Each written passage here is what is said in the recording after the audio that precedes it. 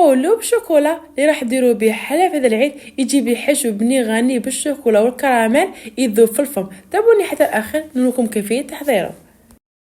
للعجينه نسحقوا 250 غرام مارغرين تكون طريه، بيضه كامله مع صفر بيضه، 3 ملاعق من السكر الناعم، 3 ملاعق من المايزينا، 2 ملاعق من الكاكاو المر، ملعقة كبيرة من الشوكولا التختيني، 3 ملاعق من الكاكاو المرحي، ملعقة صغيرة من الفاني، 2 ملاعق من الحلوى الترك. نخلطه بالباتر حتى تولي بهذا القوام كريمي. طموها بالفرينة مع ملعقة صغيرة من خميرة الحلويات، نعجنوها حتى تولي عجينة طرية بهذا القوام كما راكم تشوفوا. نحبسو ونروح نشكلو الصابلي.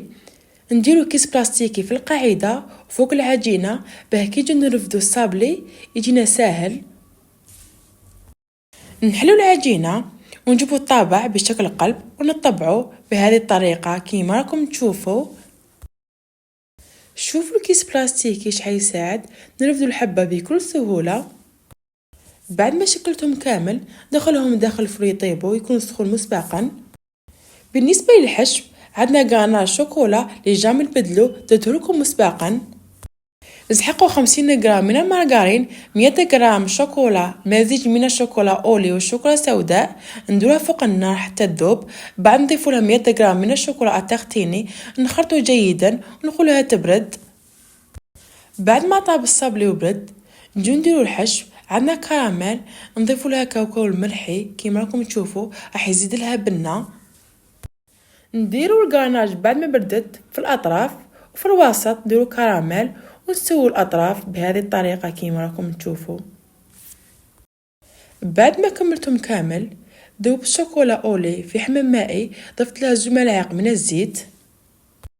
بعد نغلاسيو الصابلي. بعد ما جمدت الشوكولا نجو زينوهم. انا استعملت هذا الموتيف تاع عيد مبارك راهم دايرين بهم حلا في المحلات، نديرو فيهم الشوكولا ونخليهم يبردوا. بعد يتنحوا بكل سهوله كيما راكم تشوفوا. نجيبو الناكري دوغي ونضيفوا له سائل مذيب، راح تسيبوهم ونبيعوا لوازم حلويات.